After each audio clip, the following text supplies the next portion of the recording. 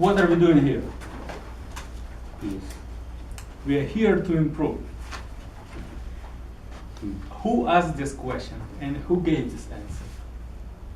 It was by one of the most prominent and wonderful, wonderful Toastmaster, District 4 Governor, Rita Barber. Of course, it's important to give a positive feedback. Different people require different approaches. Michelle often brings up Christy, who was a very shy person and grew to be a very good speaker here. Of course, you need to nurture such people. But when you always overly positive, it diminishes your feedback. You need to have it like a voice variety, sometimes positive, sometimes negative. So last week we had a division contest, which was wonderful. Humorous speeches were wonderful. The test speech was wonderful. And evaluations were wonderful. So now that I've said something positive, let me use my variety and go to our area contest, which I felt the test speech and evaluations were a disaster. And that's what I said to Rita, and she agreed. She says, what are we doing here? We're here to improve. And let me start with the test speech, which was called SMART Goals.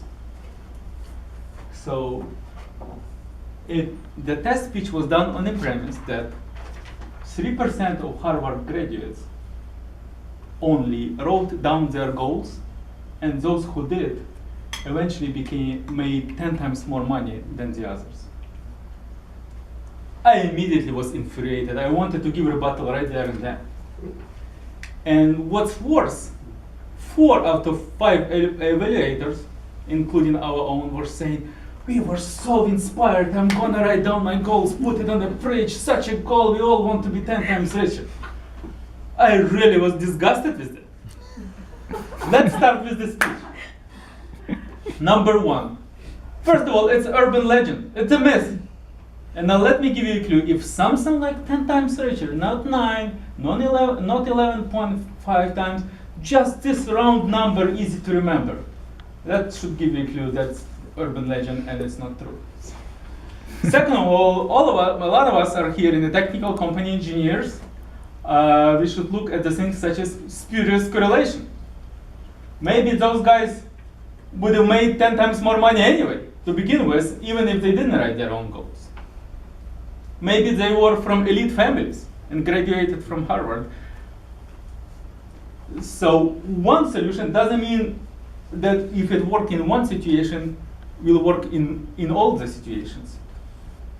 I just recently had my friend's wife asking me, to give referrals, find her a job in HR. She just came from Ukraine, a wonderful person, but she wants to make from 70K to 100K. I'm like, wow, that's a lot. That's how you want to start?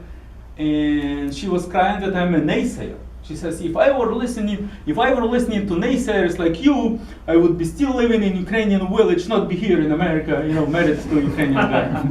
I'm like, well, you have to adapt. What worked for one situation doesn't mean it's the other. You got married over the internet to the desperate Ukrainian engineer who's growing old and never had a girlfriend. So that solution, that's not going to land you 70 to 100K job. It's totally different.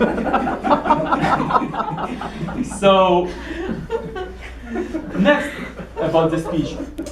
So if you were writing down your goals, you would have achieved it 20 years later.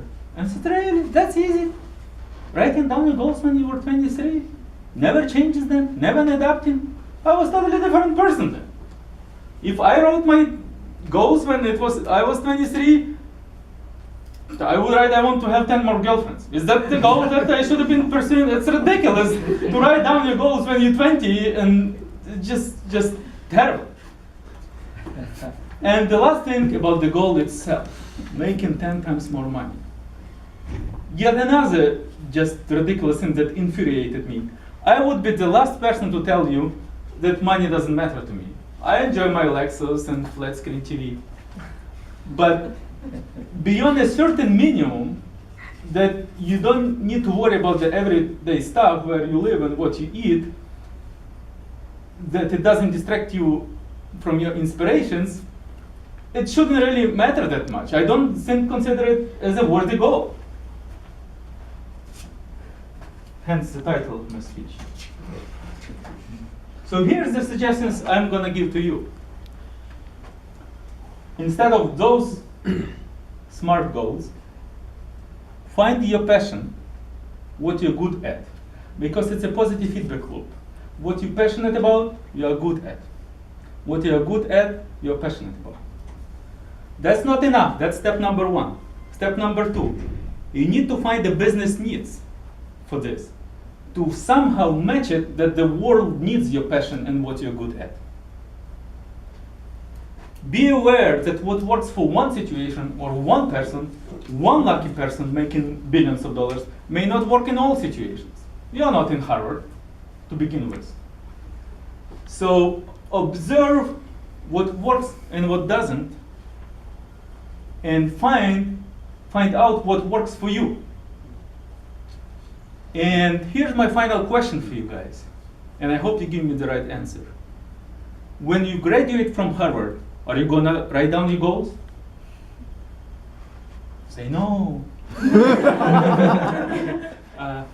Back to you.